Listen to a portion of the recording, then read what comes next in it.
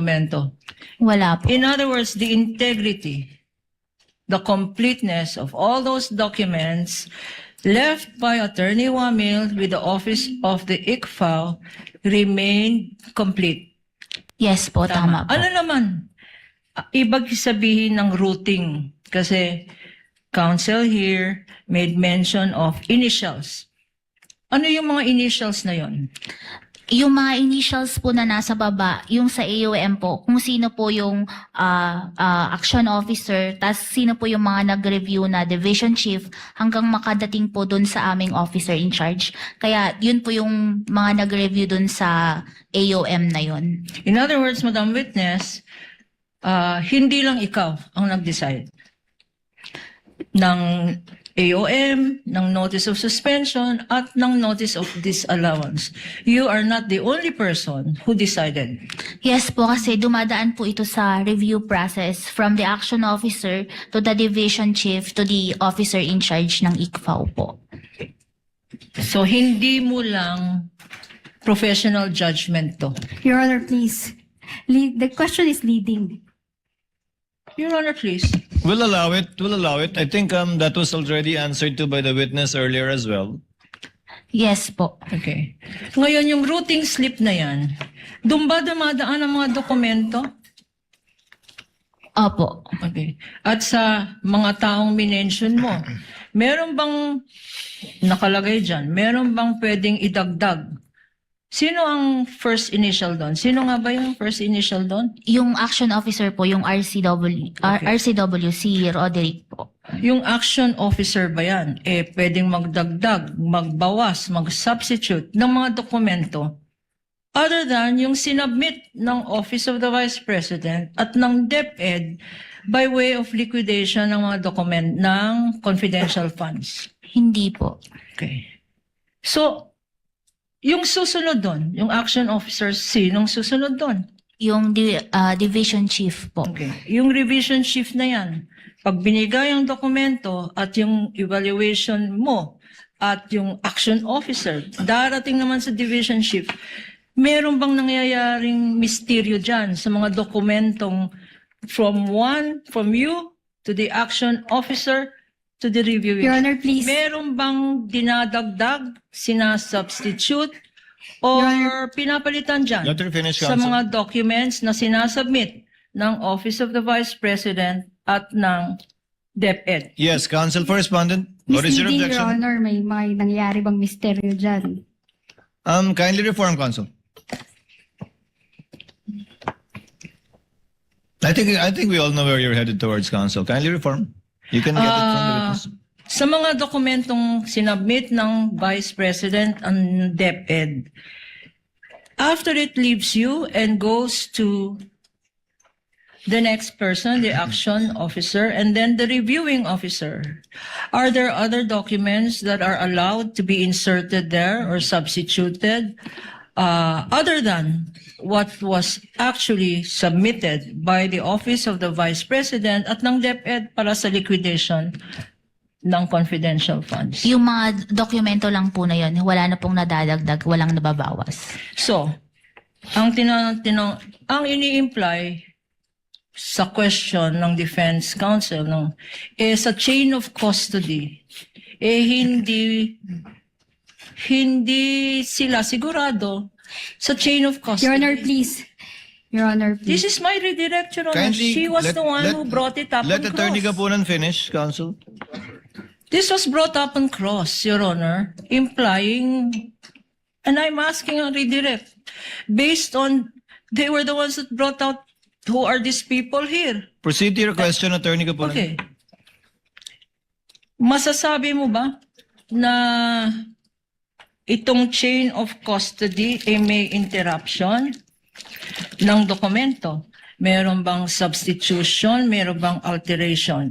Itong dokumento na sinubmit ng Vice President at ang DepEd. Hindi po, kasi yung opisina rin po namin is kami lang po yung nandun and may nakabantay po rito na security guard 24 hours. And yung document po na ito, nakalagay po ito sa cabinet na nakalock. Okay. So this COA ICFAO, ang nakakaalam lang ng mga confidential documents ay COA ICFAO. Merong mga ibang divisions ang COA? Nasa loob po kasi kami ng Office of the Chairperson, pero yung sa amin is nakatago po yung mga dokumento namin. Okay. Now, Madam Witness, you were presented with several activities at sabi ng Counsel for Respondent, enumerate niya. Itong specifically protective intelligence operation and places of engagement. Tinanong sa iyo, ba ang mga security guards ng presidente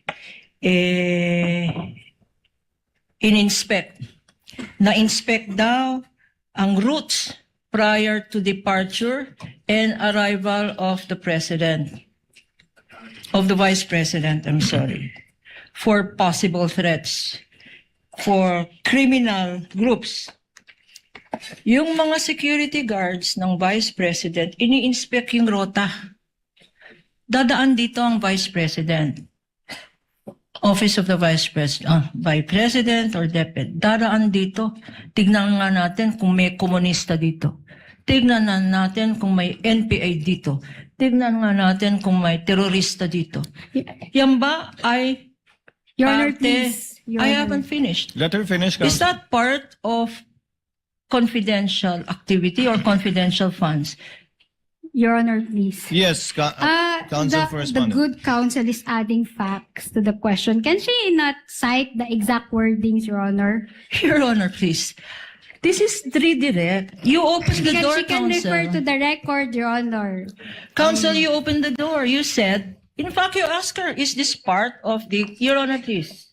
Is this part of Counsel the for regular? Respondent, please, you read parts of the PIO, what do you call it, PIOR, Celine? Your Honor.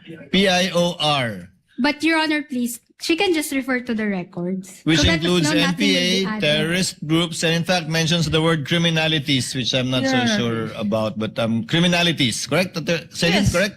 Opo, She nabanggit. said that, Your So Honor. the question is, you mentioned earlier that these are part of confidential functions, not regular functions of the OVP, correct? That was the question of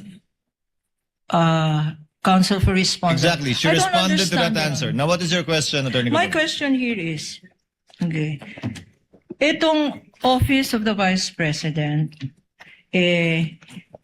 na-confirm mo na may confidential funds. Opo, meron po. Okay.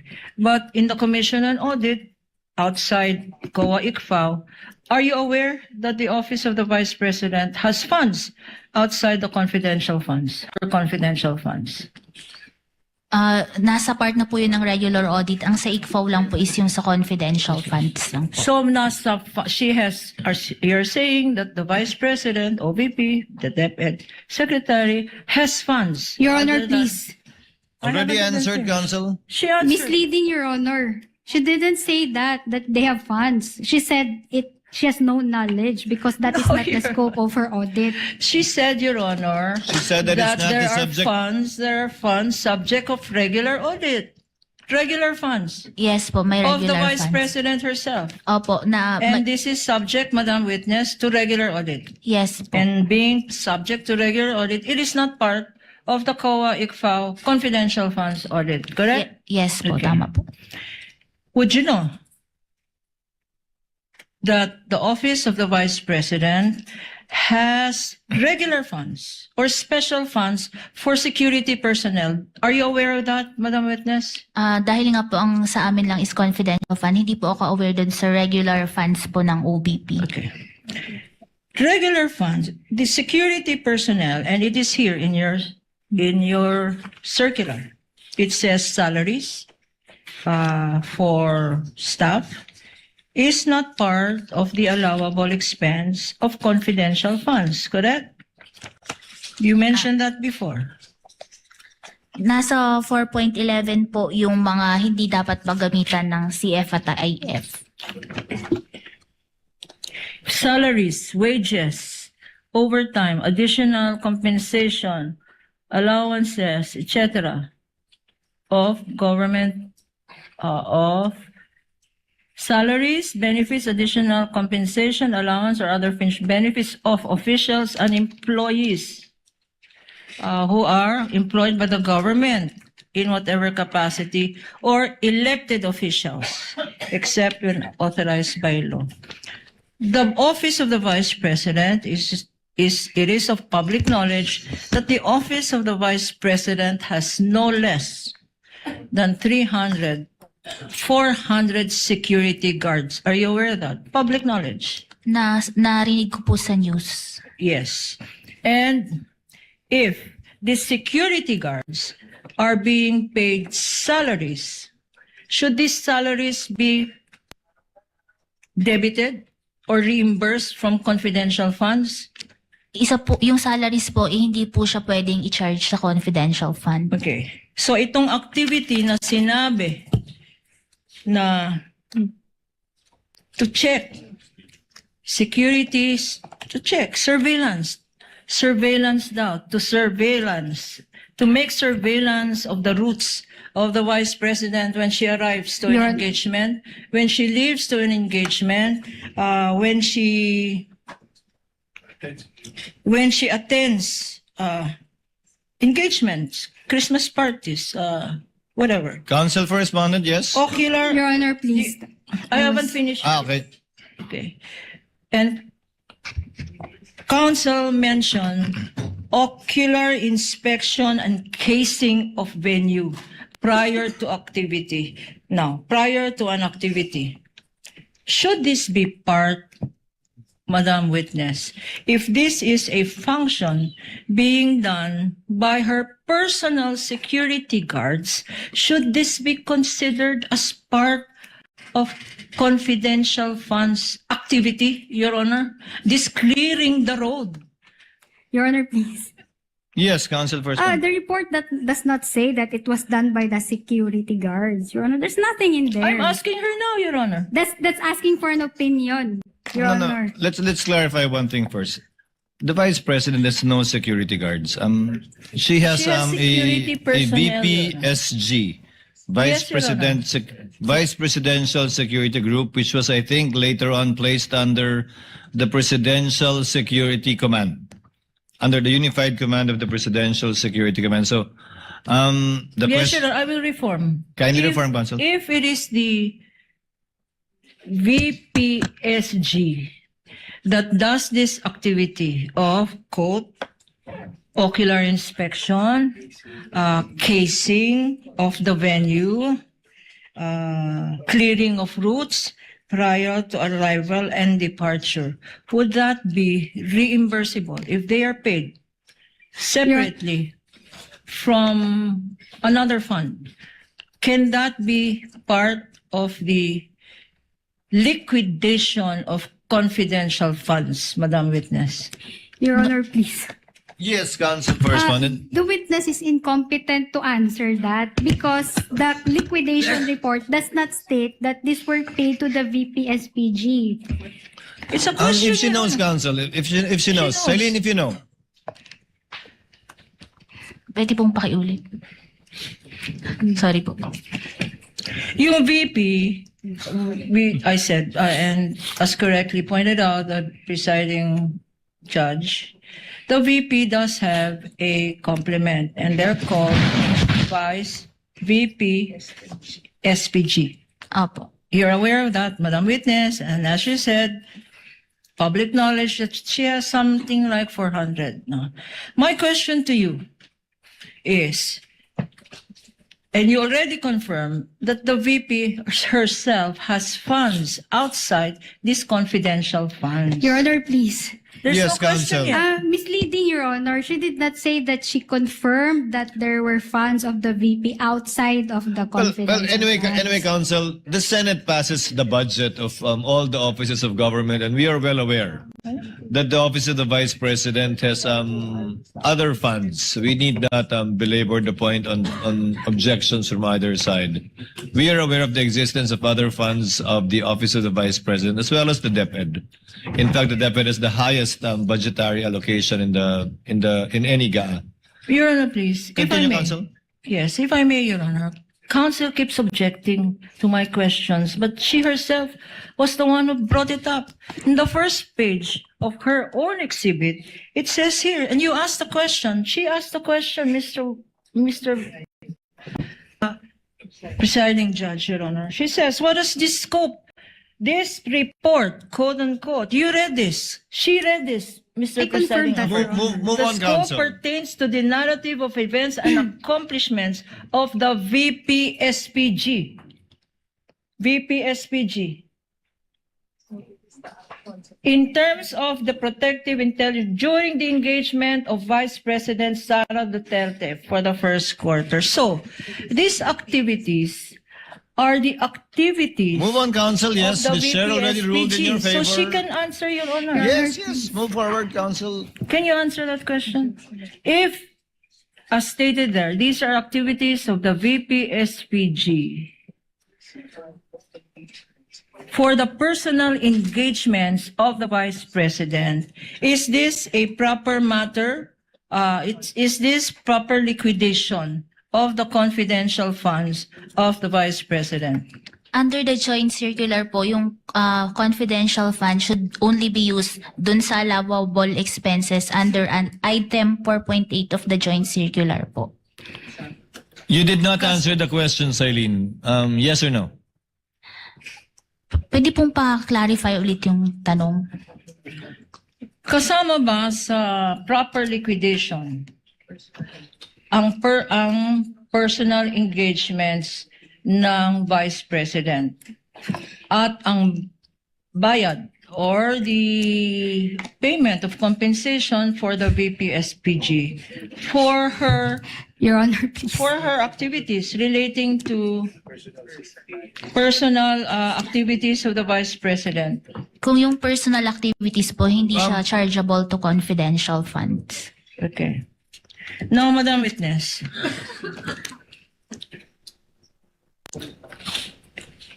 Counsel asked you earlier about the mandate of the COA, and you are competent to testify on it. Okay.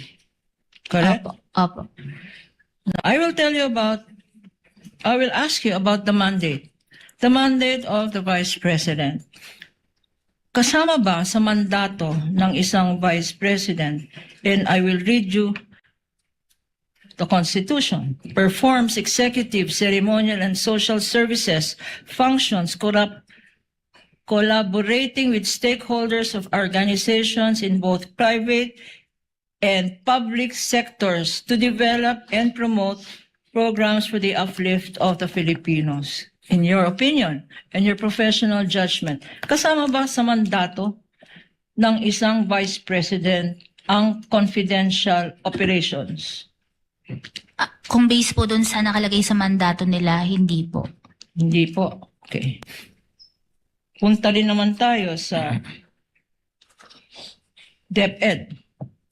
DepEd, nakalagay sa batas, is in charge of basic, elementary, and secondary education. That's the function. Kasama ba sa mandato ng isang Secretary of the Department of Education ang confidential activities? Kung base po dun sa mandato nila, hindi po. Okay. And yet, itong Vice President Sara Duterte ay binigyan ng confidential funds. Tama? Opo, may budget po sila ng confidential fund. Magkanong budget? Magkanong budget ng Vice President sa confidential funds?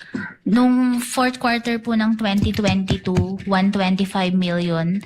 And yung first to fourth quarter ng 23, 500 million po. Pero ang nakuha lang po nila sa 23 is 375 million. And then sa DepEd naman po, 150 million, pero ang nakash advance lang po is 112.5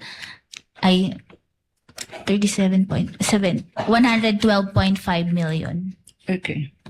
Let us now go to, tama ka, wala sa mandato both ng Office of the Vice President at ng DepEd ang confidential activities. Now, let's go to yung sinabi ng counsel for the respondent na quoted from the FIRES, itong report na sinubmit.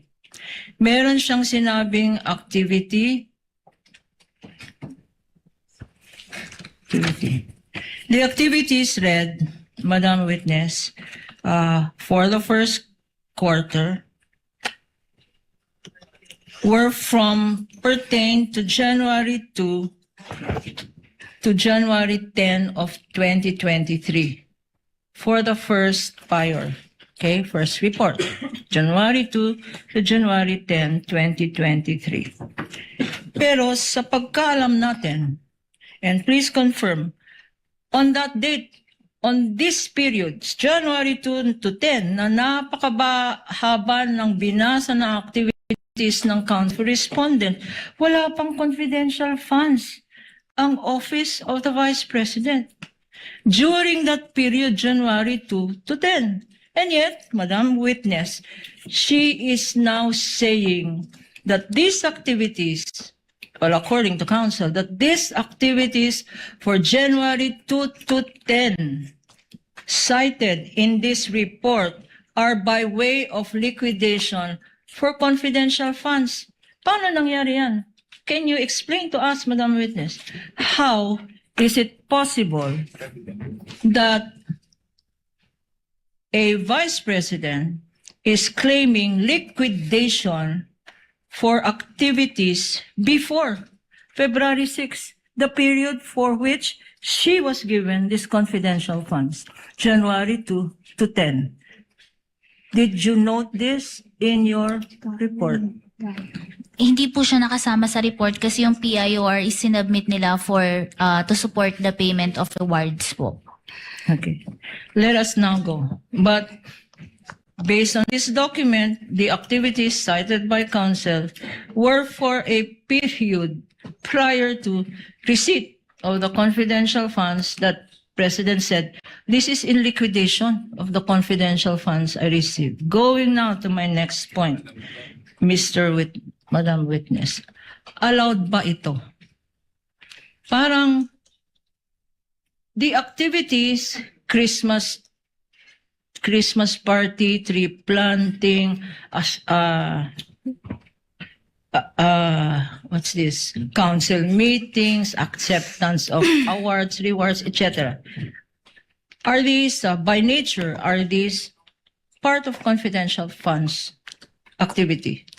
Kung under the joint circular po, yung allowable lang po na ma-charge sa confidential fund is yung enumeration sa item 4.8 po.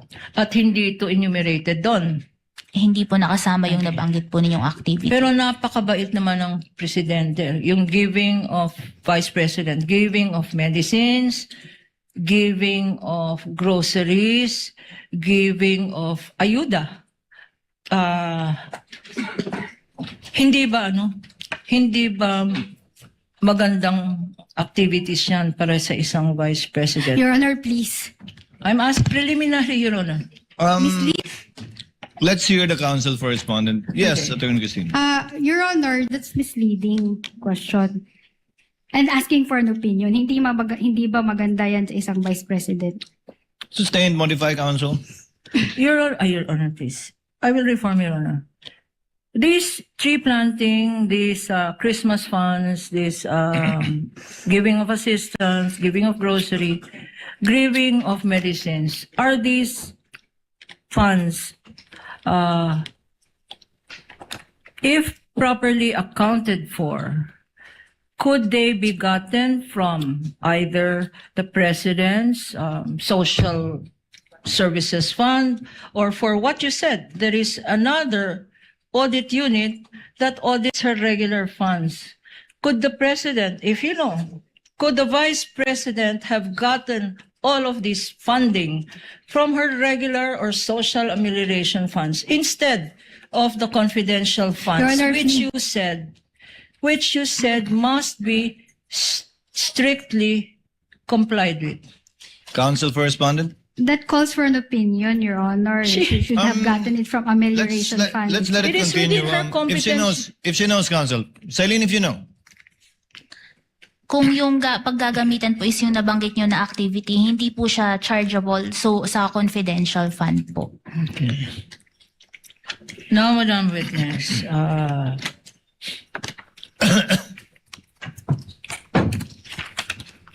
you said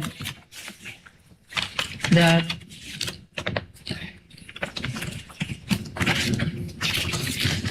okay. You were shown or you were asked by counsel for respondent certain activities.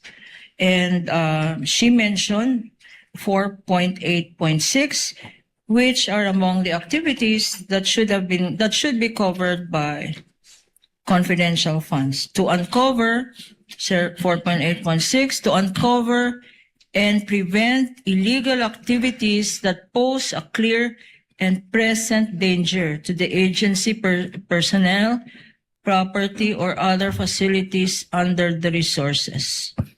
And using this provision, counsel for respondent wants this provision to justify the expenses of the Vice President as listed, illegal activity or communist, national terrorist.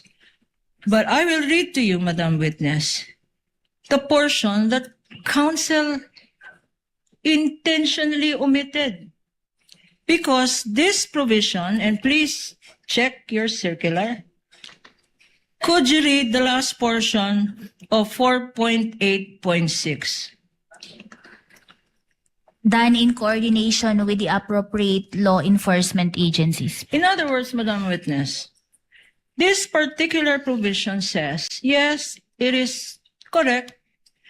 It is proper to use confidential funds to uncover, prevent illegal activities that pose clear and present danger.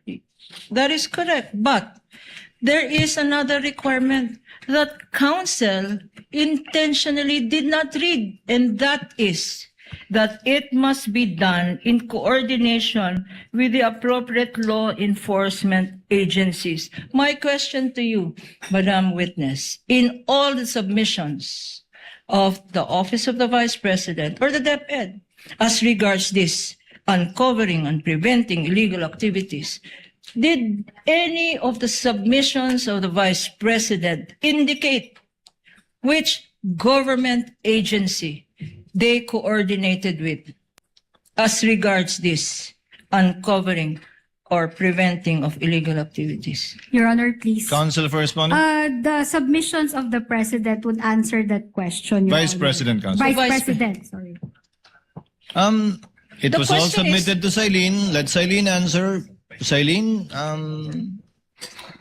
were Dun po, there any submissions Meron that ba, okay, it was coordinated with the respective law enforcement agencies? meron bang sinabmit na dokumento ang Office of the Vice President na Madam COA, ito po yung mga government agency na kasama namin na nag-implement nitong surveillance, nag-implement nitong binigay naming information para uncovering and preventing illegal activities. Meron bang listahan na dokumento na sinabmit ng Office of the Vice President or ng DepEd showing precisely the appropriate law enforcement agencies they collaborated with? yung sa DepEd po, yung sa certification ng AFP to support the payment of rewards, may nakalagay po doon na coordination. Certification lang. Okay. Sa Office of the Vice President. Doon po, meron po ang nakalagay na doon sa PIORs nila, nakalagay po doon kung kanino sila coordinate po. Meron doon sa PIORs yung details. Sino-sino ang mga national agencies na to? At more important, ano ang evidence of success? Ano ang connection ng coordination or pag-cooperate ng OVP or DepEd sa success na sinabi mo na another requirement, an important requirement in the liquidation of confidential funds. Meron bang documentos showing the success of this collaboration with the government agencies? That's a compounded question, Counsel. okay. If I may, sabi niyo sa DepEd, may dokumento nagpapakita may coordination sa AFP. Sa Office of the Vice President, may dokumento ba nagpapakita ng koordinasyon sa law enforcement agency? Sabi niyo, oo. At kung maalala ko, Sailin, local police, di ba? Opo, nakalagay po dun sa PIORs nila. No, it's a compound question because now Counsel is asking you, what is the proof of success of these coordinative efforts with law enforcement agencies? May pruweba ba ng tagumpay nung mga operasyon yun? Yun pong sa DepEd po, kinonsider ko po as documents evidencing success yung sa certification ng AFP. Yung sa OBP po, yun po yung hindi na hinanapan ko pa ng additional documentation na nagpapakita ng success. Particular dun sa portion na nagbayad ng reward, Opo, tama. hindi sa impormasyon. Opo, tama. Okay. Madam Witness, also counsel referred you to 6.2.3, which is liquidation of cash advances for confidential funds. At binasa niya isa-isa. Nag-submit ng ito, liquidation report, nag-submit naman. Certified copy, etc. of disbursement vouchers, evidence of documents, physical financial plan, lahat ng binasa dito sa 6.2.3 ay sinabi ng counsel for the respondent ay sinubmit naman. Kung compliance, post-audit compliance ang COA-ICFAO. Kung sinubmit naman itong mga dokumento, bakit meron pa rin AOM? Bakit may AOM leading to notice of suspension, leading to notice of disallowance? If, in fact, as counsel for respondent suggest, kompleto naman kami ng submissions. Based on the evaluation of each document po, may mga nakita po doon na hindi compliant with the joint circular po. And kagaya ng, just very briefly. Yun po, gaya yung sa OBP po, yung payment of rewards which were not supported with documents evidencing success, and yung mga purchases po na hiningan ko ng other documents that deemed necessary in the audit po. And meron nga din po dun sa ND ng 2023 na reimbursement which is hindi rin po siya compliant with the joint circular. So, yung sinasabi na mali kayo, sinabi niyo non-compliant, kompleto naman ang checklist, hindi tama yon ang sinasabi mo, Madam Witness. Meron pong nasabit na dokumento pero after the evaluation of each document po, hindi pa rin po siya compliant with the joint circular. Okay. Let's go now to the last 6.2.3 na again, hindi na naman kinote ng counsel for the respondent. 6.2.3.7 refers to other supporting documents the ICFAO deems necessary for the proper evaluation of liquidation documents submitted. What does this mean? Other liquidation documents. Ang ini-imply ng Office of the Vice President at DepEd counsels na kasi sinabi nyo, limited to the documents. Are you constrained? Kayo ba ay bawal tumingin o humingi pa ng iba pang dokumento para patunayan, tinatawag na supporting documents, na inaakala nyo yung kailangan or necessary para sa proper evaluation ng liquidation documents submitted?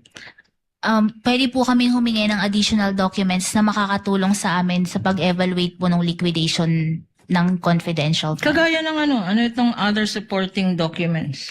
Gaya nga po yung hiningi ko dun sa purchase of supplies and provision of medical and food aid.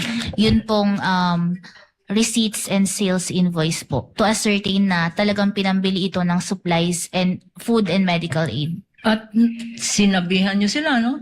Nung humingi kayo ng other supporting documents, mga ORs, mga sales invoice, nag-submit ba ang OVP at ang DepEd nang hinihingi yung other documents deemed necessary for the proper evaluation of the liquidation documents submitted. Nag-submit ba sila? Part po ito ng notice of disallowance na nandun pa sila sa period prescribed po para mag-appeal sa commission proper. No. Ito ngayon, sinabi mo, you were confronted with your tabulation and your summaries na wala naman nakalagay na pangalan doon. Ang nakalagay lang doon, dates tsaka amounts. Opo. Correct? Opo. Okay. And in particular, merong pinakita sa'yo, as part of your summary, merong mga acknowledgement receipts doon na ang date ay iisa lang. Opo, tama. And but disbursed in one day. Nakalagay yun, disbursed in one day. Tama? Yung kahapon po, opo. Okay. Ngayon.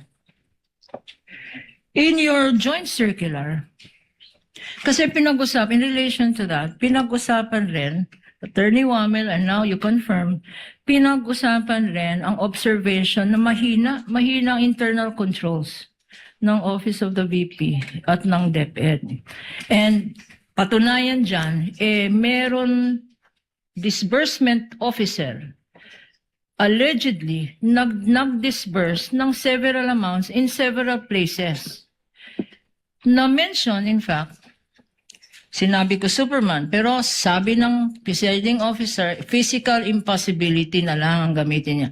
The physical impossibility of an authorized special disbursement officer to distribute all of these funds in one day, based on your opinion, professional opinion. Does this indicate what they refer to as lapse of internal controls? That a person solely authorized to disburse is not the only person actually disbursing. Would that be lapse of internal controls? Yes po, kasi under the joint circular, it's the responsibility ng head of agency to institute sound and effective internal control po. And when the head of agency, in this instance, the vice president, says to the SDO, to Ilagan, pag sinabi ng vice president or DepEd, who is the head of agency, ikaw, special disbursement officer, wag ikaw ang mag-disburse. Ibigay mo yan sa security guard, sa security personnel. Ibigay mo yan, pag-disburse, wag na ikaw. Ibigay mo sa security personnel, knowing, or she ought to know. She knows or ought to know as head of agency and as a lawyer, knows or ought to know that the person expressly authorized by law is the only person authorized to disburse public funds. Tama ba yan? Is that an indication of tight internal controls? Hindi po. Going now to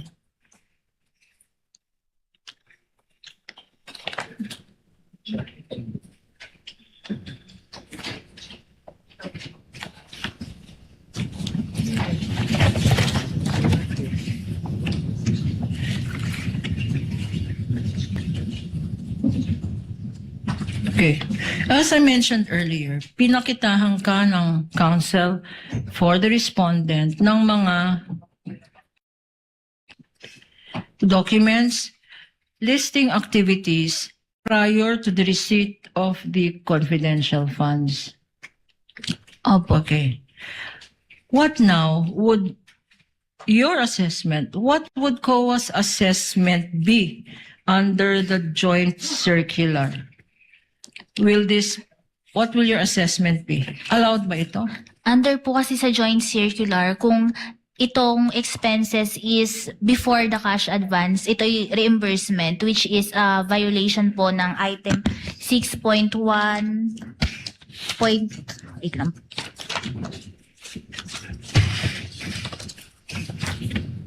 Under po sa joint circular, yung sa 6.1.2, sabi po dito, in no case shall cash advance for CFN or IF be utilized as reimbursement of the expenses prior to the granting of the cash advance. Okay. So these are disallowed expenses. And yet, knowing that hindi naman covered ito ng kinash advance nila na confidential funds, sinubmit pala nila. Ano yan? Palagay ko. Ano yan? Palusot ba yan? They're trying to get reimbursement or trying to use activities not covered by the Your Honor, please. specific period to justify the liquidation of confidential funds. Counsel Apart for from what you respondent. said, what is the... Conclusion of fact, Your Honor, palusot ba yan? That is my... That is my... Counsels, please. We're like, No, why would you... on both sides, I think most of the questions being asked have already been answered by the witness repeatedly. Kindly move to your next point, Attorney Kapunan. If you have other points for redirect, so that we can wind up also with the recross and proceed to the interjection so that we can finish with this witness. We're going around repeatedly already on the same conclusions of the witness based on her findings. Kindly move on, counsel, please. Your Honor, please, as I said earlier, the start of this impeachment, one of the rules of cross-examination and direct examination or redirect is to know when to stop. This is where I stop, Your Honor. Thank you. Thank you very much, counsel. Recross. Counsel for the respondent, recross. Okay, recross. Celine, kanina tinanong ka, no, about the VPSPG, no, receiving rewards from the OVP, no? Kung ito nga ba ay nangyayari at kung bawal ito under the JC. And sinabi mo na bawal ho yan, di ba? Sabi mo kanina. Okay, may finding ba kayo sa notices of disallowances nyo, both first and second notices, na yung VPSPG ay nagre-receive ng payments for reward and purchase of information from the confidential funds of the Office of the Vice President? May findings ho na ganon? Under the joint circular nga po, tama na yung payment of Then, rewards. Hindi. please, Your Honor, please, can the Kindly witness answer the do- question, Yes. Celine. The question Okay. is simple. Wala po. Wala. How about sa DepEd? May findings ba kayo na yung VPSPG tumatanggap ng rewards and payment for purchase of information from the confidential funds of the DepEd? Wala din po. Okay. So, Ikaw una. kanina, tinanong ka about sa mandate ng OVP at DepEd, no? At tinanong din ng ating good counsel kung eto bang si OVP under its mandate, allowed ba itong mag-receive ng confidential funds? To which you said, mukhang hindi ho. Noong 2022, no? The fourth quarter of 2022, alam ho ba ninyo na inapprove ng Office of the President ang confidential funds ng OVP? Based po sa mga documents na nasubmit sa amin, opo, meron pong Okay. approval. Noong 2023 ho, nasa General Appropriations Act po yung confidential funds ng OVP. Tama po? Based po sa mga submissions sa amin, opo, nasa GAA po. Okay. In short, ito po ay inapprove ng ating Congress, yung GAA. Tama po? Opo, tama po. Okay.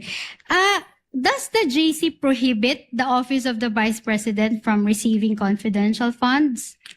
Nakalagay po sa JC yung mga agencies na may... Just answer my question. Direct, simple lang naman ho, may prohibition ho ba sa JC on the Office of the Vice President receiving confidential funds? Wala po. Wala. How about the Department of Education? May pinagbabawal ba yung JC na maka-receive ito ng confidential funds yung DepEd? Based sa JC po, wala po. Okay. Okay. So, tinanong ho kayo kanina about the OVP, no? Or the SDO, no? In that regard, disbursing monies in one day in several places. no? Sinabi ho, isang araw, madaming mga pinaggastusan, no? Isang date lang yon, iba-ibang lugar. May findings ho ba nito sa first ND ninyo? Wala po kasi we presume regularity po doon sa transaction po. Okay, thank you. How about sa second ND po ninyo? May findings ho ba nito? Dahil nga po nag-base kami sa certification under oath ng SDO, wala po. Okay, so, Okay. okay, Your Honor, I'm done, Your Honor. Thank you, Council. We now move. Hopefully, we can finish with Silene today. Silene, with your patience and indulgence. Senator Padilla, is he here? Not here. Senator Ontiveros, then, for her interjections. With the kind indulgence of Senator Ontiveros, Senator Padilla just arrived. Senator Padilla, you may proceed, sir. You have 2 minutes. You may proceed when you're ready. Maraming salamat po, Ginoong tagapamahalang hukom. Sa ating pong saksi, kayo po ay taga Baguio? Yes po, Your Honor. Saan po kayo sa Baguio? Irisan po. Irisan, opo. Ako po ay taga Baguio din. Saan po kayo nag-graduate? Sa... St. Louis University po. Ay, alumnus po ako niyan. Sa Boys High po ako. Dahil po dyan, hindi ko na lang po kayo pahihirapan. Tayo na lang po ay maging magkababayan na lang sa Baguio. Gusto ko lamang pong magbigay ng impormasyon na lang sa inyo. Opo, kasi naririnig ko yung pag-uusap nyo ng prosecution at ng defense tungkol doon sa success ng confidential fund. Ako po ay may mga ibibigay na information sa inyo. Pwede po kayong magsabi na lang ng oo o hindi kung naintindihan po ninyo. Alam ko naman maintindihan mo, taga Baguio ka eh. Opo, noong pong pinag-uusapan natin yung patungkol sa mga terorista, na pag-uusapan po lagi ang ating Vice Presidente. Ang ating pong Vice Presidente magmula 2016 hanggang 2022, siya po ay naging mayor. Alam niyo po ba yon? Opo, Mayor Opo. ng Davao. Yan, opo. Sa Davao po, meron po dyan na-identify na 55 na mga tinatawag na alternative at yung mga lumad schools na infiltrated ng terrorism. Nabalitaan niyo po ba yon? Hindi ko po gaanong napakinggan po yun. Hindi po ako aware yun. Opo. At alam niyo po ba rin na noong 2016 hanggang 2022 hanggang 2023, 12% po ng mga NPA rebels, surrenderies, were minors, 12 to 17 years old. Hindi po ako aware dun po. Maubos na po yung aking second round na lang po ako. Salamat, kabayan. Thank you, Senator Padilla. Senator Ontiveros is recognized for her interjections. You have 2 minutes, ma'am. You may proceed when you're ready.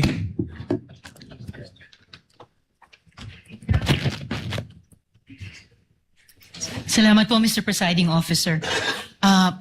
Ms. Witness, Ms. Silene, kahit pa po walang confidential at intelligence funds ang OVP, may budget naman po ang VPSG para sa security ng lahat ng Vice Presidente, di po ba? Under po ata sila sa pagkakaalam ko, under po sila ng AFP. Under ng AFP. Ngayon, 3 taon na pong walang intelligence and confidential funds ang OVP. Kung alam nyo, may VPSG pa naman pong naka-assign sa kanila para bantayan yung kanyang seguridad, di ba? Sa pagkakaalam ko po, yun nabanggit po kanina ni presiding officer, napunta siya sa PSC, Presidential Security Command po. Okay. Ngayon, yung mga activities na nandoon sa mga Protective Intelligence Operations reports na pinakita kanina, may binigay bang mga ebidensya ang OVP para patunayan na ginastusan nga po nila ang bawat isa nun? Wala po kasi in-attach lang po nila yon as proof of success of information gathering and surveillance activities. Okay. Na ayon sa inyo kanina ay hindi pa sasapat dun sa hinahanap nyong mga proofs of success dun sa intelligence gathering activities na iyon. Opo, tama po. Okay. Ngayon, sa iba namang mga acknowledgement receipts, may nakalagay na purchase of medical and food aid at dati naman medicines. May resibo po ba silang ibinigay para ipakita na talagang ang binayaran o ang binili ay yung mga gamot o yung mga pagkain na iyan? Wala po silang inattach na any receipts for sales invoice. Acknowledgement receipts po. Kahit sales invoice, wala. Acknowledgement receipts lamang. Opo. So, walang ebidensya na talagang ang pinagkagastusan ay yung mga gamot at yung mga pagkain na yon. Opo, kasi based lang doon sa acknowledgement receipts po yung sinubmit nila. Na ayon sa COA ay hindi sapat na ebidensya kung mga ARs lamang. Opo, hindi po kasi namin ma-ascertain kung talagang pinambili ito ng supplies, medicines, and food po. Kailangan nyo resibo o invoice para ma-ascertain, masiguro na yun talaga yung pinagkagastusan. Opo, tama po. Okay. Ngayon po, Ms. Eileen, dati po, tinawag ng land bank managers na unusual yung pag-encash ng milyong-milyong pisong, daan-daang milyong piso ng OVP at saka ng DepEd sa tigi-isang araw.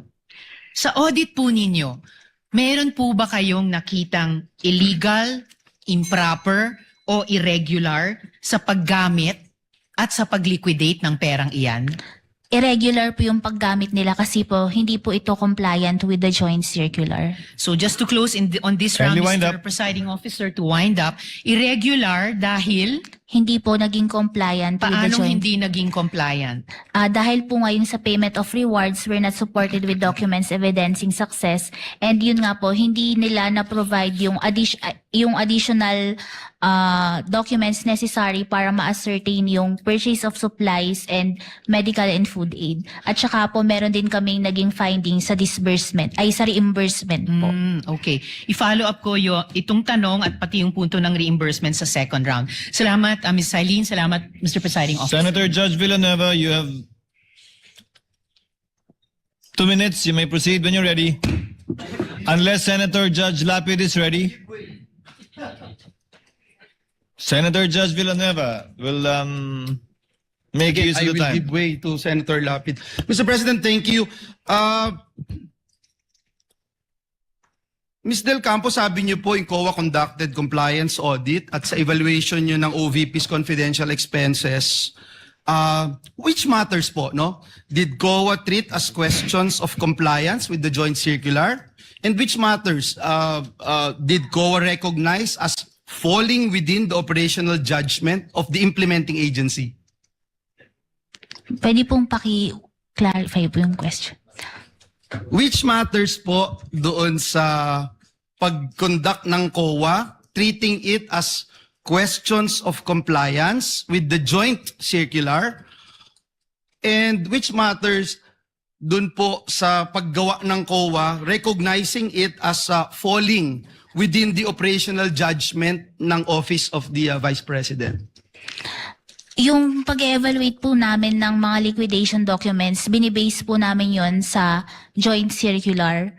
Yung sa Office of the Vice President po, yung pag-liquidate po dapat nila, it is based po dapat sa joint, should be compliant with the joint circular. Dapat pareho lang. Opo. So when COA disagreed na yung OVP's characterization that an activity was confidential, necessary, and successfully accomplished, what specific standards po yung ina-apply nyo?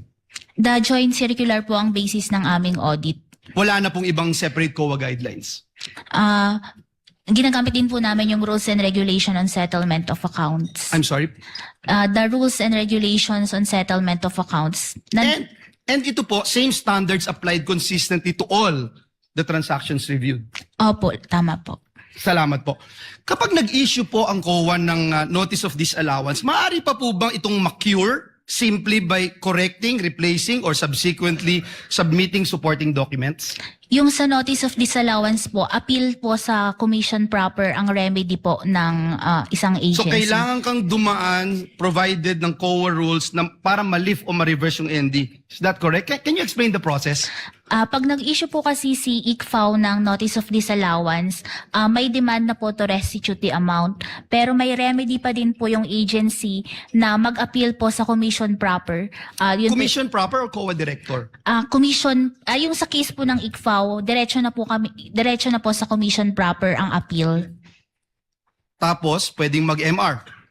Kung magkakaroon po ng decision, kung gaya nga po nang nangyari sa fourth quarter 2022 na meron silang, yung decision is na-affirm yung ND, opo, meron pa pong remedy na MR. Tapos pwedeng mag-judicial review Pag sa SC. petition for certiorari po. Okay, so yung pong pag-correct o pag-submit ng additional document ay hindi by itself equivalent sa legal lifting o reversal ng ND. Depende po yan sa evaluation na po ng Kailangan sa commission aksyonan ng proper COA. Opo. Malinaw po yan. Last na po. Para malinaw po sa atin lahat, no? Kung ang isang agency ay nag-classify ng isang activity as confidential, bound po ba ang COA sa classification na ito o bilang constitutional audit body, hindi po? Yung sa confidentiality po, pag naipasa naman po sa amin, iniingatan din po namin yung mga documents na nasasubmit sa amin. And what we do po is yung kung tama ba yung paggamit ng confidential fund na ibinigay po sa isang ahensya. Ulitin ko po yung tanong. Hindi kayo bound.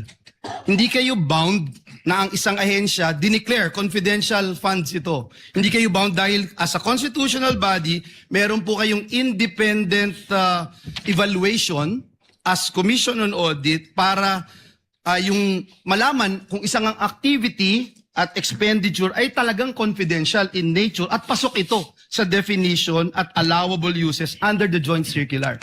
Yes po, kasi itong confidential fund is pondo po ng bayan na kailangan ma-audit at magkaroon ng proper maging anong tawag dito, ma-check kung ito ay nagamit ba sa tama po.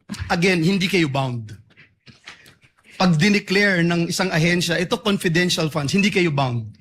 Hindi po, kasi nga kailangan i-liquidate pa din po properly. Tama po yun, no? And I support that sa Constitution, Article 9D, Section 2, 1 and 2, COA has the power and duty to examine, audit, and settle accounts involving government funds and the exclusive authority.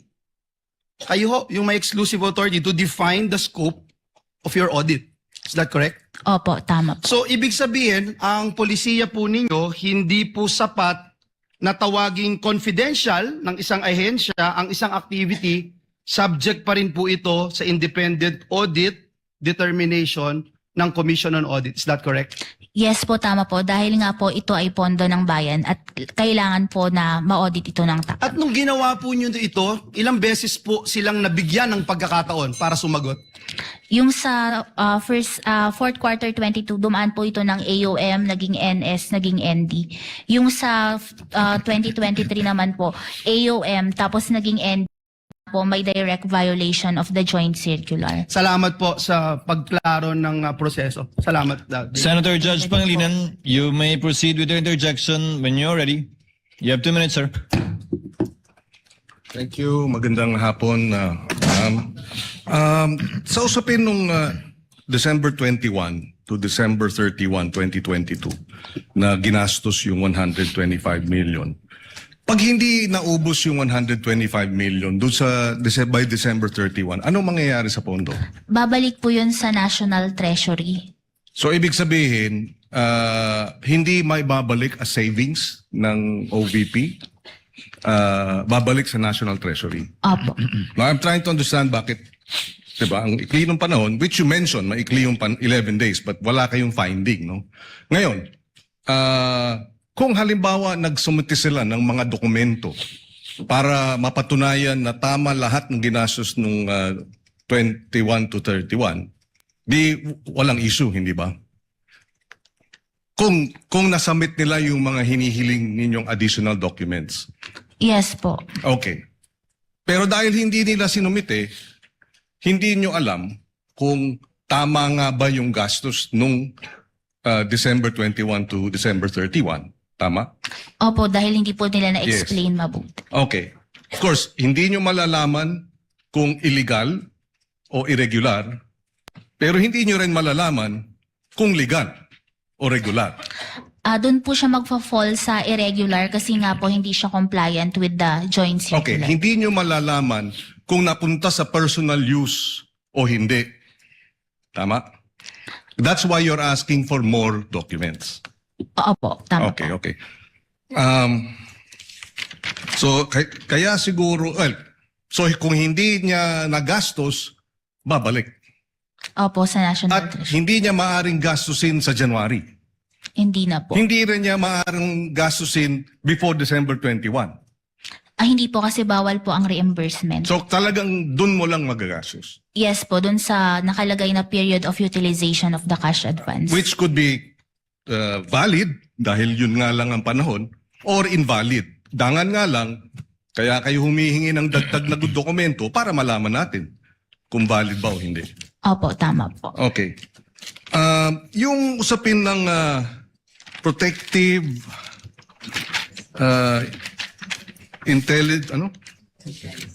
intelligence operations. Okay. Dati wala namang confidential funds ang OVP, tama? I mean, Opo, magmula nung nag-start po ako sa ICFAO. pero dati meron ng protective services ang OVP.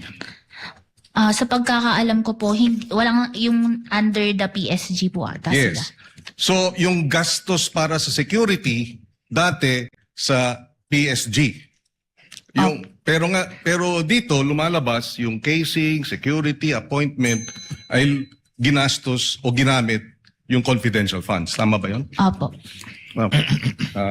Next round na lang po. Thank you, Senator Judge Pangilinan. Senator Judge Aquino may proceed with this interjection when he's ready. You have 2 minutes, sir.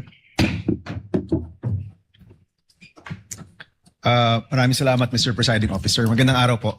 Good afternoon po.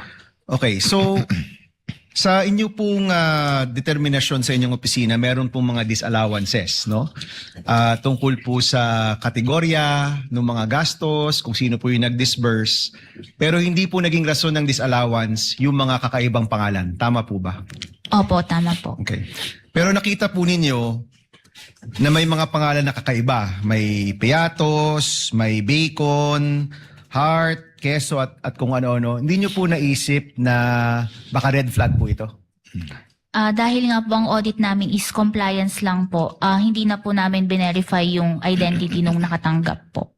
Pero hindi nyo verify, pero nung nakikita ninyo or nung nakikita mo, hindi mo ba naisip na posibleng red flag itong mga pangalan to? We presume po kasi regularity kasi po merong certification under oath yung SDO. This was used for the confidential operations of the agency and these are necessary and for legal purpose po yung naging paggastos ng confidential fund. Okay, so nag-consult na kasi yung iba naming abogado kay former Commissioner Heidi Mendoza. At sabi niya, kapag may mga kakaibang pangalan, the COA can trigger an investigation because of fraud. So hindi niyo po ginawa yun, no? Walang usapin ng investigation because of fraud. Yung sa fraud audit po kasi pinag-aaral yung possibility po pinag-aaralan pa kasi kung magfo-fraud audit po, this is the first time and yung documents po, yung transactions involving the OBP and DepEd po contains voluminous documents na with sensitive information na pag naibigay po sa ibang opisina, baka po magiging exposed siya. Okay, so ulitin ko So hindi kayo nag-trigger ng investigation of fraud or nag-trigger kayo? Wala pa po, pinag-aaralan pa po with the chairperson. Pinag-aaralan. So it's possible na magkaroon pa ng investigation due to fraud? Opo, gaya mo po ng sinasabi ko, pinag-aaralan pa lang po at kung kinakailangan po, pwede pong mag-fraud audit po. Okay, let me ask about what is fraud, no? Ano yung fraudulent? Yung paggamit ba ng alias ay fraudulent? Ito ba'y bawal or illegal? Doon po sa joint circular, silent po kasi ang joint circular as to the use of alias po. Pero ang binabantayan po dito is dapat na ibigay po ito sa totoong tao at nagamit sa tamang confidential expenses. So thank po. you for that. So kung nagamit to sa talagang nakalagay doon, hindi ito fraudulent. Pero kung ito'y hindi naman nagamit doon sa nakalagay at kunyari nabulsa lang, fraudulent yon. Correct, no? Opo, tama Okay. po. Kung so yung bawat isang pangalan, dapat ba merong ring 1:1 na totoong tao sa likod nun? Or pwede kunyari may alokasyon ng 10 million tapos hinati-hati sa tagti 300,000 pero isang tao lang talaga yon. Yun po ba fraudulent? Ang kwan ko po dun is isang tao lang yung nakatanggap based dun sa acknowledgement receipt po na yun. Okay. So sa inyo pong professional opinion, kailangan po yung bawat AR ay may katumbas na totoong tao, kung yun man ang kanyang pangalan o meron siyang totoong pangalan. At yung nakalagay doon sa report na activity, yun dapat talaga yung nagawa. Tama po ba? Opo, tama po. Okay. Are you aware, Madam Witness, na meron tayong batas na nagbabawal ng paggamit ng alias? Hindi po ako familiar dun sa law. Okay. There is a law actually, RA 6085, na nagbabawal ng paggamit ng alias at nais na naming alamin kung ito ba'y pertinent dito sa usapin ng confidential and intelligence funds at aalamin po namin yan. Maybe for the second round. Maraming salamat, Madam Witness. Thank you, Senator Judge Aquino. Senator Judge Erwin Tulfo, you may proceed with your interjections. You have 2 minutes, sir.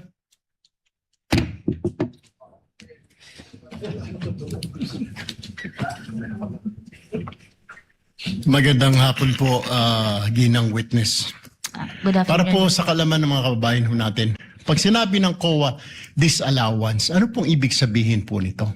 Sa disallowance po, ibig sabihin hindi ito ipinayagan sa audit po. So sa ICFAO po, pag nag-issue na kami ng disallowance, may demand na po na ibalik yung pondo ng bayan. Okay, naibalik ang pondo. Sumagot naman po sila, ang OVP, nung nag-issue kayo ng disallowance. Sumagot ba yung mga kakulangan na dokumento na ibigay ba nila?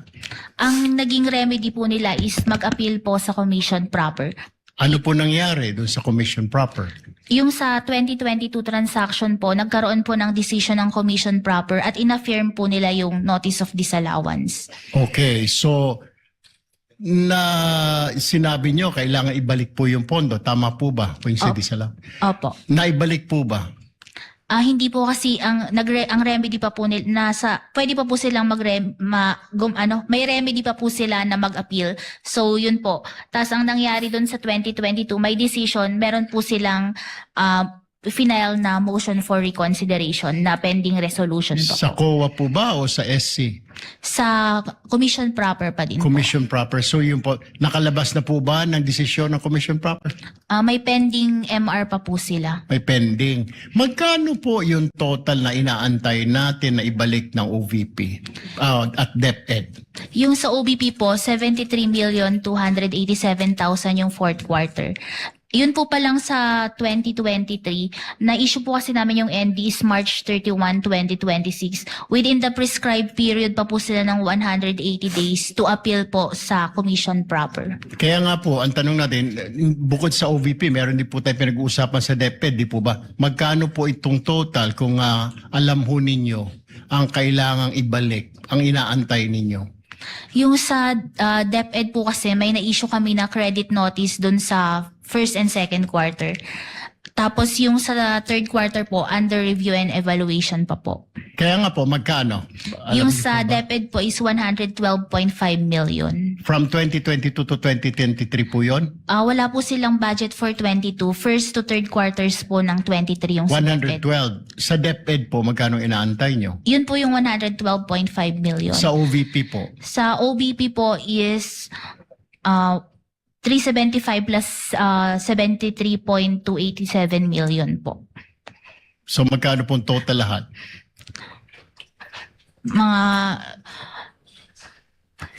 Hindi ko na, mga 4 million, 400 plus. 450. Opo. Okay. So yun ang inaantay po ninyo. Yung sa OBP po, opo. So hanggang ngayon inaantay po ninyo. Opo, kasi may mga remedies pa po sila na Okay. Alright. Maraming salamat po. Yun lang po.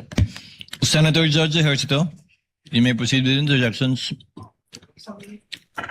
You have 2 minutes, sir. You may proceed when you're ready. Yes, magandang hapon. good afternoon po. Siguro first question lang, no? Is it allowed for disbursement to be validly spent and still be disallowed by COA, no? Yung disbursement to be validly spent and still be disallowed by COA for want of documentation. Yun, kumbaga, posible ba na nagastos naman ng tama ang pondo pero disallowed pa rin ito ng COA dahil kulang ang mga dokumentong nagpapatibay ng pagkakagastos? Opo. Sa posible pala yan. Halimbawa, nawala ang resibo, no? Ganon, kaya hindi maipasa ng COA, ibig sabihin, automatic na disallowed na ito pag nawala. Pwede pong pakiulit. Halimbawa, nawala, ganun ba yung, ibig sabihin, pag nawala yung resibo, automatic na madidisallow ng ginastos dahil wala na itong maipapakita, wala nang katibayan. Kung sa pagbabasihan po yung sa joint circular, yung sa disallowance po kasi, yung hindi siya naging compliant with the joint circular. Apo. Kaya, Sige lang po. tapos dun po sa sinasabi ninyo na nawala yung resibo, dun po kasi hindi natin ma-check, ma-ascertain kung talagang ginamit ba ito kung sa purpose na yun po without yung receipt na yun. Tapos napansin ko lang din po sa iyong testimony, no? Yung pong period ng December at New Year season, sa iyong mga experience, ito ba yung normally na nagkakaroon ng increase sa paggastos ng kasi ito yung tungkol sa confidential at nagkaroon ng parang pag-spike, no, nung Christmas season doon sa iyong presentation. Normal ba ito sa ibang ahensya rin? Yun po kasi sa ibang ahensya, as a general, dun po sila sa 3-month period po. Dun po yung paggastos nila. So yung kasi madalas pag Christmas season, yan yung peak season sa karamihan ng paggastos eh. So yung sa confidential and other itong mga itong pinag-usapan nating mga pondo rito, ganun di ba? Meron bang normal ba na ganun ang karamihan na ginagastos na panahon na lumalaki? Hindi po.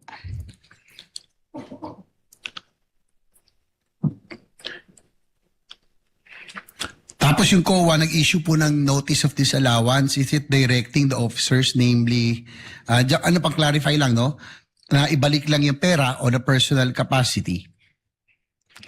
Pag nag-issue kayo ng notice of disallowance. Pinapabalik po dun sa mga persons liable po sa transaction. Gaya nga po dun sa ND, yung head of agency, yung SDO. Accountant, and opo. Tapos, yung bang, is it our understanding or correct that agency, office with confidential funds cannot advance its payment only to members later? Kumbaga, pwede ba yung ganon na i-reimburse na lang kung nauna ng gastusin? Ang reimbursement po, hindi po ito pinapayagan sa joint circular. Hindi po po. So, eto disallowed ka agad. Kasama po sa mga dinasallow nyo. Kung may reimbursement po, opo.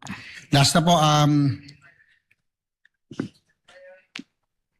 in your experience sa inyo pong confidential fund expenses, have you come across with other agencies sa ibang ahensya na nagastos yung ganito karami in such a period? Kasi meron doon 11 months na parang na-reiterate, no, sa mga nabasa ko lang po. Na ganun kabilis din po. Yung sa ibang agency po, hindi ko na po siya pwedeng i-disclose kasi part na po ng audit ng... That's all, Mr. Thank you, President. Senator Judge Ejercito. Senator Judge Raffy Tulfo. You may proceed when you're ready, sir. You have 2 minutes. Thereafter, our Senate President. Thereafter, Senator Lacson. Madam Witness, pag-usapan natin yung safe houses ng OVP. Based dun sa records ng House of Representatives noong 2022, yung OVP ay gumastos ng 16 million pesos sa confidential funds para sa bayad o rental ng mga safe houses, correct? Opo, tama po. At ilang safe houses ito?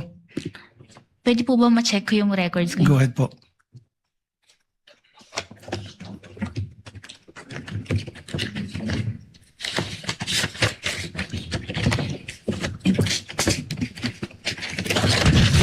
Tulungan na lang kita para mas mapabilis. 34. Opo. 34 na safe houses. 16 million. 16 million. Ilang araw? 11 days po. 11 days. Okay. Kasi, Madam Witness, base sa 2022 real estate data, ang real estate property, alam mo, sa Forbes Park, 450,000 a month. I-divide mo yan sa everyday, that's 15,000 pesos a day. Corinthian, 200,000 a month. Divide that in one per day, 6,666. Sa Ayala Alabang, 290,000 per month. Per day, lalabas siya na 9,666. Ito ba yung mga nirentahan ng OVP na safe houses nila? Galing ba sa mga nasabi ko exclusive subdivisions? Wala pong nilagay na addresses nung kanilang safe house. Yung acknowledgement receipts lang po yung naging basehan namin dun sa payment of rental of safe house. Pero hindi sinabi whether Forbes Park, Amanpalo, Boracay, mga ganon, Dasmariñas, wala talaga. Wala po. So, ibangga mo yan sa mga ibang agencies na nag-liquidate para sa kanilang mga safe houses. Meron bang ganong klase mga amount na diniklara? Meron bang mga amount na ganon? Wala po, hindi po ganun kalaki. So, walang ganong kalaki. So, what do you think of this? Is this excessive, abusive, or out of this world amount? Base po sa inyong experience.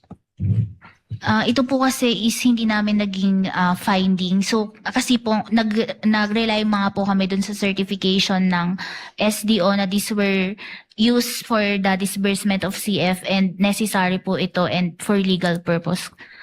Pero kung dito po, malaki po talaga siya for payment of rental of safe house. Kasi lumilitaw, parang 42,780 pesos per day ang bayad ng OVP para sa kanilang mga rental properties noong 2022. So halagang 16 million na spend nila in the 11 days. Now, sa paggamit ng mga aliases, silent ang joint circular sa paggamit ng mga kengkoy ng mga aliases para sa mga informants na tumatanggap ng confidential funds, right? Opo, silent po ang joint circular. Silent din ba ang joint circular sa paggamit ng isang signature sa napakaraming pangalan? Wala pong naging provision ng joint circular dun sa mga pirma po. So okay lang gumamit ng mga isang pirma sa napakaraming informants, pangalan informants? Dapat po, ito ay mabigay sa totoong tao po. Yun po ang importante sa joint circular. So therefore, dapat i-amend na lang yung joint circular kasi naabuso eh. Opo. Maraming salamat po. Thank you, Senator Judge Tulfo. The Senate President is recognized for his interjections. You may proceed, sir. You have 2 minutes. Thank you, Mr. Presiding Officer. Gandang hapon na Miss Eileen. Tama po ba? Narinig ko kahapon na kaya na disallow yung OVP for 2023 amounting to 375 million is dahil ibinigay ni Acosta kay La Chica yung pera. Yes po, Your Honor. Okay. At so lahat yun dinisallow in 375. Opo. Tinitignan ko rin tong transcripts ng House kung saan sinabi ni Acosta na yung fourth quarter of 2022, ibinigay rin yung 125 million kay La Chica. At on the same transcript, November 25 to 2024, sinabi naman ni Fajarda na ibinigay yung 37.5 million kay Colonel Nolasco. So in both instances, yung fourth quarter of 2022, tsaka yung buong DepEd confidential funds, ibinigay ng special dispersing officer sa iba. Kung ganyan rin ang sitwasyon, di dapat ma-disallow rin yung fourth quarter ng 2022 at buong DepEd confidential funds. Tama po ba?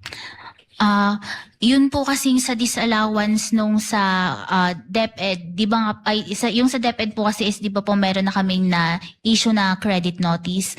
And dahil nga po sa additional information after namin ma-release yun, August 2024 po kasi yun, November 2024 nagkaroon ng CGPA. So, pinag-aaralan pa po kasi this is the first time po kung sakali man na magre-reopen kami ng settled accounts. And ito po kasing reopening is with the authority of the COA chairperson. Kaya po pinag-aaralan po kung ito ay i-reopen dahil nga po it is the first time and this involves voluminous documents na kailangang isa-isahin Pero po. pag titignan natin yung circumstances pareho.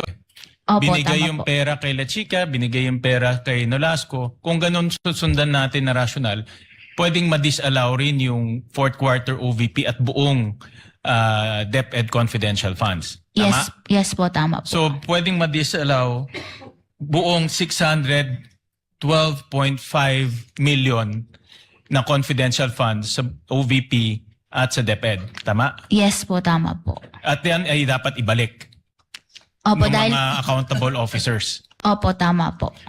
Bakit mahalaga ang papel ng Special Dispersing Officer? Yung special disbursing po, officer po kasi, siya yung may responsibility to disburse yung cash advance. And dun po kasi sa nangyari sa DepEd at saka sa OBP, nung i-transfer po niya ito sa ibang tao, naputol na po yung chain of accountability. Nawala na po yung wala na siyang personal knowledge kung talaga bang ginamit ito ng mga security officers na pinagbigyan for confidential activities po talaga. And mababaliwala yung certification na this is for the confidential operations of the agency po and legal and necessary yung naging gastos po. In your opinion ngayon na ibinigay ito sa non-Special Dispersing Officer, anong pwedeng mangyari sa pondo na sabi mo kahapon public funds? Dahil nga po naging mali yung paggasta nito, kailangan pong ibalik ito sa pondo ng Kaya bayan. kung binigay sa hindi siya na SDO, non-SDO, anong pwedeng mangyari doon sa pondo?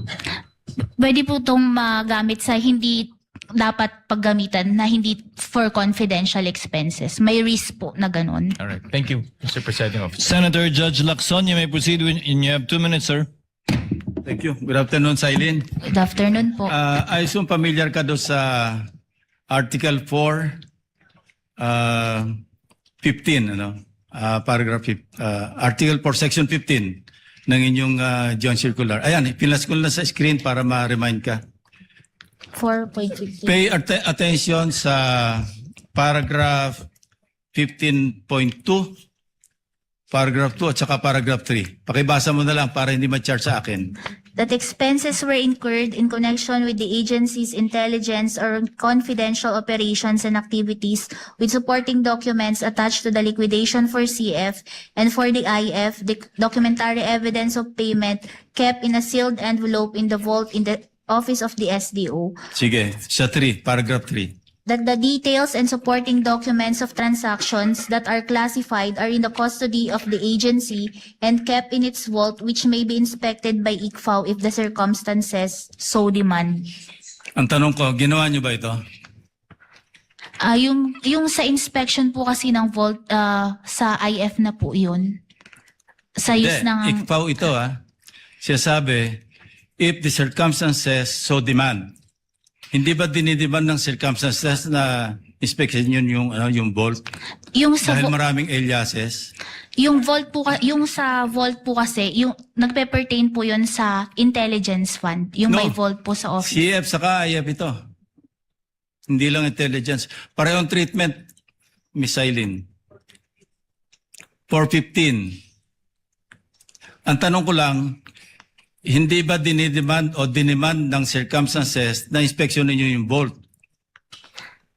Ah, Kasi kung maraming aliases na nagdududa kayo, di ba natural lamang logically isipin nyo, ma-inspeksyon nga yung vault kung meron talagang mga totoong tao sa likod ng mga alias o aliases. ang pag-inspect po kasi is through the authority po of the chairperson. I know, hindi kayo kumuha ng authority. Oh, wala pa po. Yeah, my point is parang kulang yung ginawa niyong trabaho.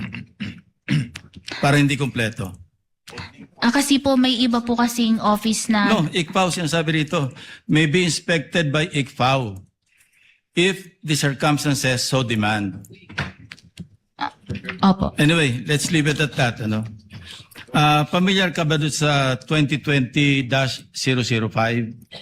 Anong circular po yun? Yung sa fraud audit.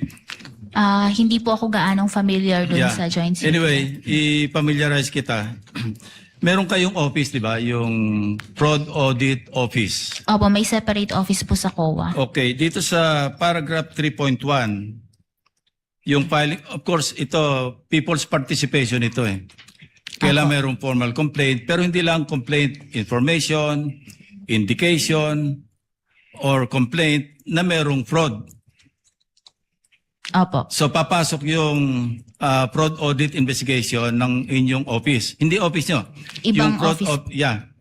Pero nakalagay sa 3.1, any person who has knowledge that the transactions of, etc., no, pwedeng gumawa ng written information sa inyong, sa office na yon para mapunta doon sa logical conclusion, mapunta sa filing of criminal charges against whoever, not necessarily the Vice President. Yung sa pag-refer po sa Fraud Audit Office, ito po ay pinag-aaralan din po kung kinakailangan na i-refer to sa Fraud Audit Office. Ngayon po pinag-aaralan po namin ng office namin together with the chairperson po. Kasi kung sakaling ma-refer po ito po yung first time. And also po, itong transaction na ito involves voluminous documents na with classified information na baka pag ini-refer namin sa ibang office is ma-expose po ito. So pinag-aaralan po itong mabuti muna. Anyway, 12 seconds na lang. Isa na lang tanong, balikan ko yung sa 4.15. Hindi nyo ba naisip na man lang na kung na-inspect nyo yung vault, kumuha kayo ng mga specimen, yun yung mga question document, yung mga signatures. Ma-compare nyo sana doon sa mga ibang officials na mayroon kayong specimen signature para ma-determine nyo kung forged yung mga signatures na sinabi sa inyo. Yun lang, Mr. Presiding Officer, Mr. Chairman. Kindly answer the question, Celine. Opo, i-refer po namin sa higher authority po. Thank you po.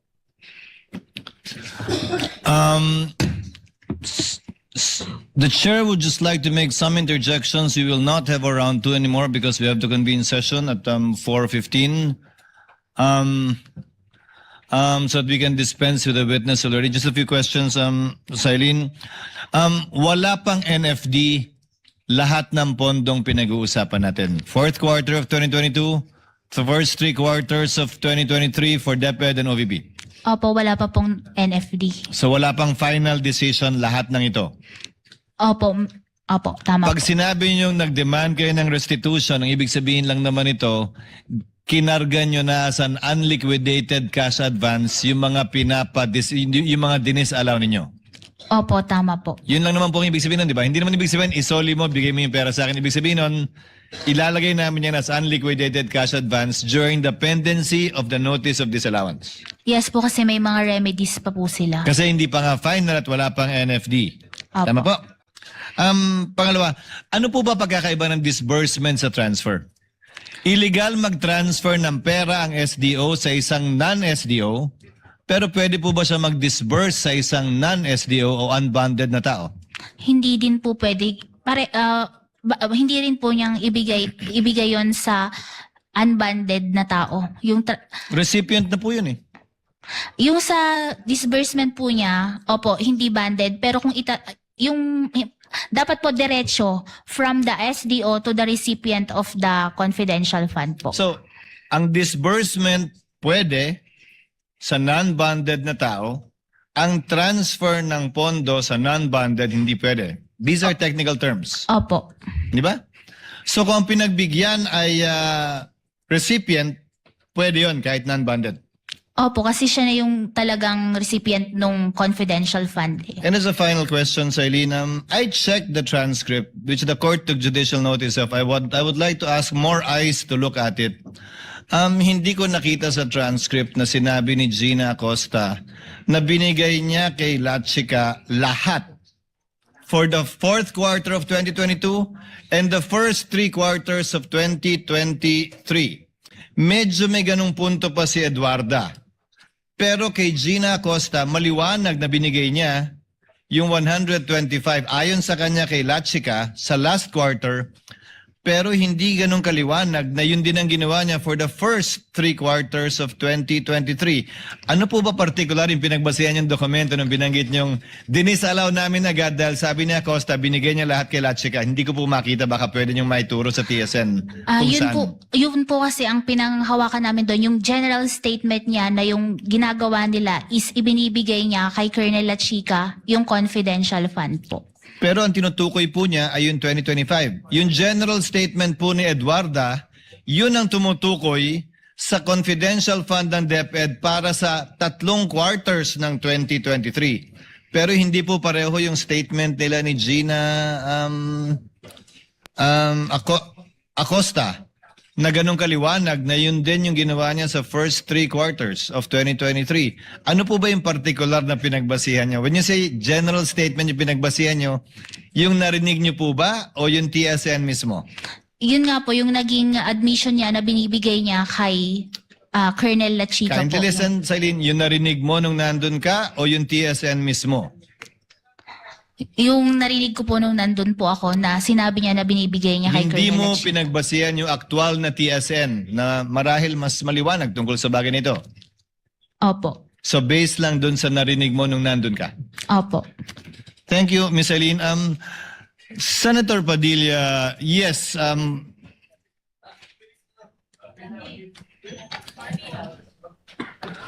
Senator Padilla, yes. Gusto nyo maghati na lang kayo? Senator Padilla for a brief interjection and Senator Marcos for a brief interjection to avail of round 1. Then we call it a day. Senator Lapid. Kindly proceed, Senator Padilla, while Senator Lapid is thinking about it.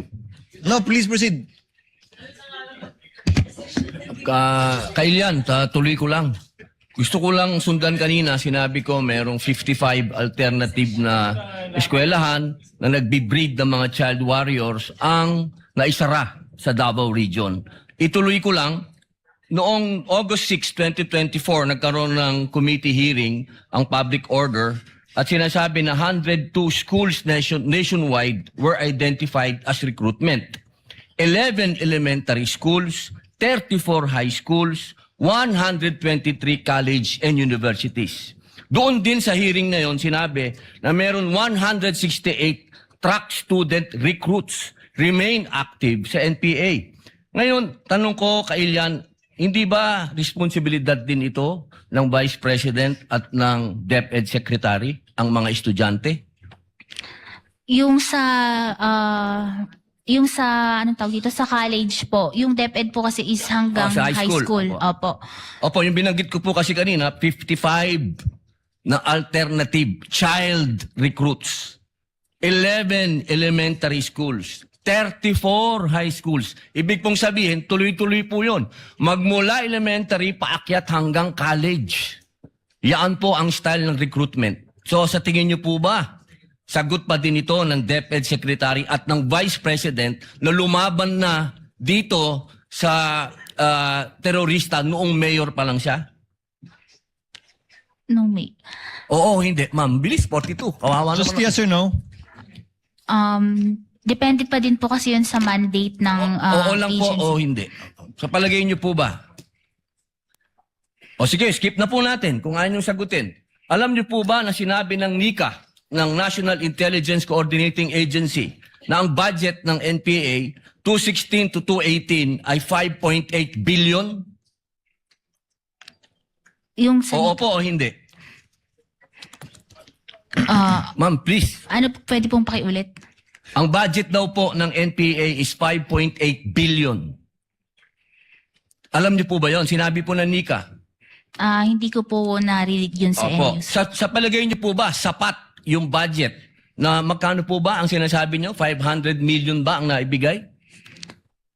Pero yung Kasama na po yung sa Vice President at sa DepEd. 600 Kumpara niyo po sa 5.8 billion. Sapat po ba yon?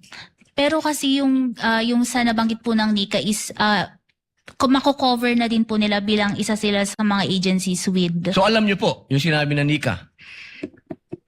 Alam niyo po. Hindi ko po Yung narinig tungkol lang po sa estudyante. Kasi alam niyo naman po, sa ngayon, ang nasa front na inilalagay ay mga estudyante. Nabalitaan niyo po ba yung mga namatay nung huli na mga estudyante?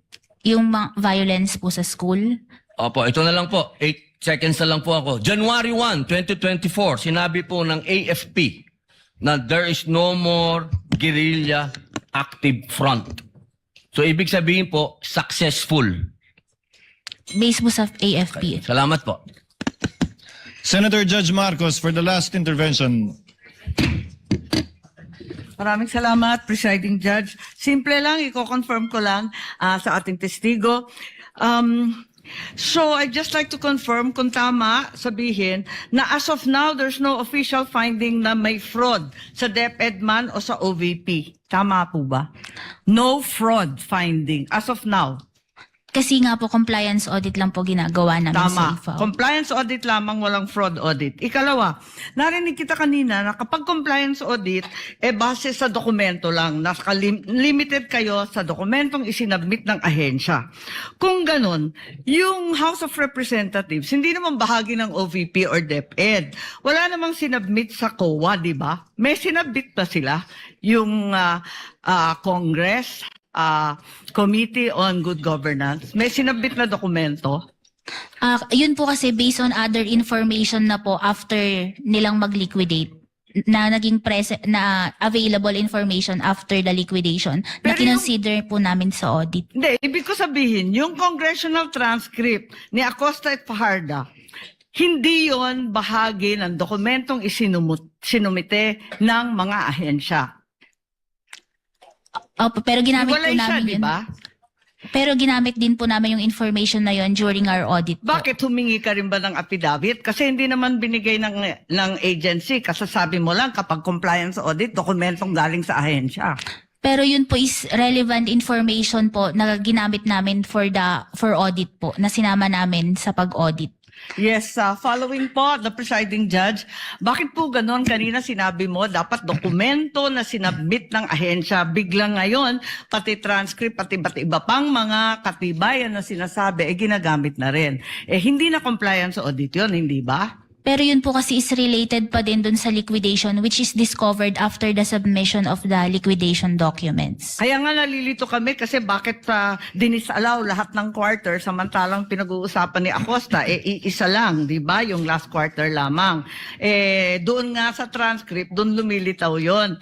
So ngayon, tinatanggap na rin pati mga transcript at iba pa. Hindi na dokumento yon as covered by compliance audit by your own definition, hindi ba? Pero relevant yung information po in the conduct of the audit po, in the Kung may proper... relevant sa dyaryo, tatanggapin rin ninyo na ebidensya rin yon. Compliance audit pa rin yon, kahit nasa dyaryo, nasa social media. Kung sa palagay mo may kinalaman dun sa kaso, tatanggapin ninyo. Kasi nga po dun sa circular, pwede kaming mag-dependent sa other documents deemed necessary sa audit po. So, pwede, miski anong dokumento. Parang lumalabo yata yung joint circular. Maraming salamat po. Thank you. Again, that would be the last round for this witness. Ms. Eileen, salamat po sa inyo.